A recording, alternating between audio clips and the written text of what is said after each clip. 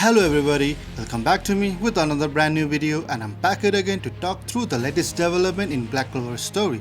So with the previous chapter, as Megicula magic disappears, the curse afflicting Loro Pechica also crumbles away. Asta flies over to Noel Silva and congratulates her. When Loro Pechica awakens, she realizes that she is naked and freaks out. Noel punches Asta for holding the naked princess and then hugs Loro Pechica herself. Undine, who has shrunken down due to the expending most of her power, also joins into the hug. Asta runs back over and Noel begins to scold him, but is stopped by her embarrassment over her feeling for him. She ends up punching him away again. Similarly, Noel struggles to voice his feeling to Noel despite his curse being lifted. As Real's Twilight of Valhalla strings, he apologized to Charlotte and wished he could have created his ultimate painting. Charlotte thanks him for enabling her to continue fighting but refuses to give up hope. Loro Pechica, wearing a mercury dress, runs over the Gaza and Locke. As Gaza begins speaking, Real's spell ends and Gaza, Real and Charlotte collapse. Loro Pechica tries to heal them with Equinili lore, but their injuries are too grievous. Asta notes that the Demon Destroyer's sword would not remove the injuries either. Noel comments that they cannot let them die since they work to do a right thing. To which Nats countered that they defeated a supreme devil, and in the reality, those who do right things are not always rewarded. Locke asks if Nats fits Mimosa like he asks. Mimosa emerges from the shadow and activates her ultimate magic spell, Flower Princess Utopia, which fully heals Gaza, Real and Charlotte. Noel's remark that magic allows them to counter that reality. When Loro Pechica profusely apologizes to Gaza for his injuries, he claims that it was part of his job as a spirit's guardian, and then confesses his love for her, which greatly surprised Loro Pechica and others. To the side, Noel resolved to help save Yami since he helped Noel improve herself. While Nats noticed that everyone has greatly improved themselves and that there is one more Dark Triad member left. In Xenon's chamber before Megicula was defeated, Xenon claims that he will end this fight. Meanwhile, Yuno asks Langris to hold out for 3 minutes as Yuno prepares a final attack. But before progressing to the review, if you are still watching and enjoying it, know this, I love you all and appreciate you guys. Please be advised, this video will contain Black Clover manga spoilers, so proceed with caution and you have been warned. So without any further delay, let's jump to the review. So with this latest chapter, the battle comes down to this. Yuno needs Langrish to buy him a 3 minutes, and that is how much time Yuno requires to prepare a new attack. An attack that Yuno believes is going to end the fight and take Xenon out. In order to carry out this attack, Yuno needs that time to build up his magic power, but he cannot do if he has to keep dealing with Xenon's attack. And that is where Langrish comes in.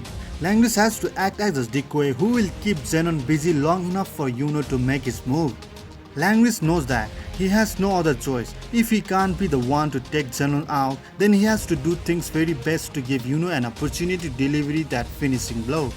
Langrish knows that the life of Golden Dawn Captain is at stake, and Yuno senses that Langrish needs a bit of pep talk, so he reminds Langrish that he is the strongest special mage in the Clover Kingdom, and so he can't let himself lose not even to someone like Xenon. As you recall, Xenon is able to take control of all the mana within a certain cube-shaped area, and the majority of mages are helpless against Xenon once they are trapped within the special mana domination zone.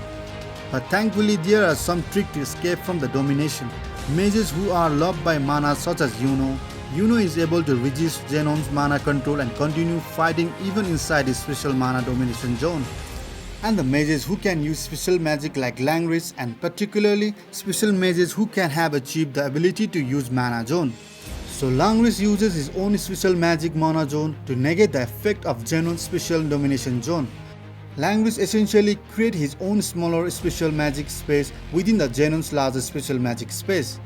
The point I'm trying to make is that within his own smaller space, he can still use his magic and defend against Xenon's attack.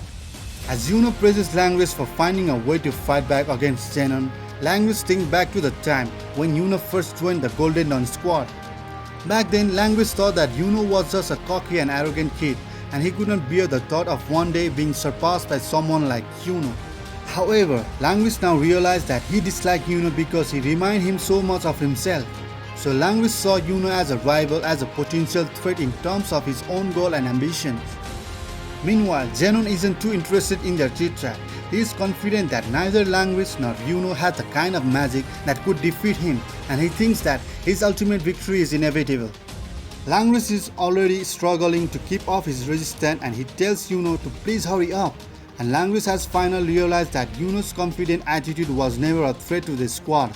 In fact, his strength, confidence and competitiveness inspired the rest of the squad and drove them to become stronger.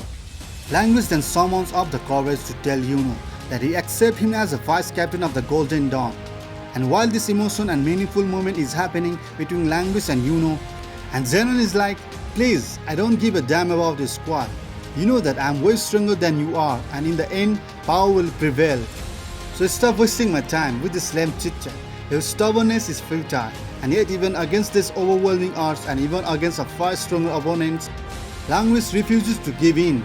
He launches at xenon, declaring that he and his comrade will never stop persisting because they are the strongest Magic Knight squad, the Golden Dawn.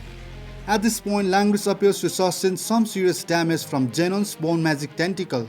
But his superhuman determination managed to occupy xenon long enough for our boy Yuno to finally make his move. Yuno reveals a new wind spirit creation magic spell called the Spirit of Euros, which allows Yuno to manifest as Yuno aims arrow at the clearly worried xenon. This intense and action-packed chapter comes to an end. So what do you guys think about this latest chapter of Black Clover and the review? Please let me know in the comment section down below, which will for sure help me in the future uploads. So that is it for this chapter. As always, if you like our anime reviews and theories videos and you want us to keep it going, just leave a like and comments. It only takes a second, but it actually does a help lot with the YouTube algorithm. But of course, if you are new to this channel and haven't subscribed yet, make this the video that is subscribe and hit that notification bell to turn on all notifications to never miss an upload. We just upload every day and we love to have you in our conversation. If there are any specific topic you want to see, let me know in the comments, and while you wait me to make that video, feel free to check out my growing playlist. Once again, thank you so much, and until next time, peace.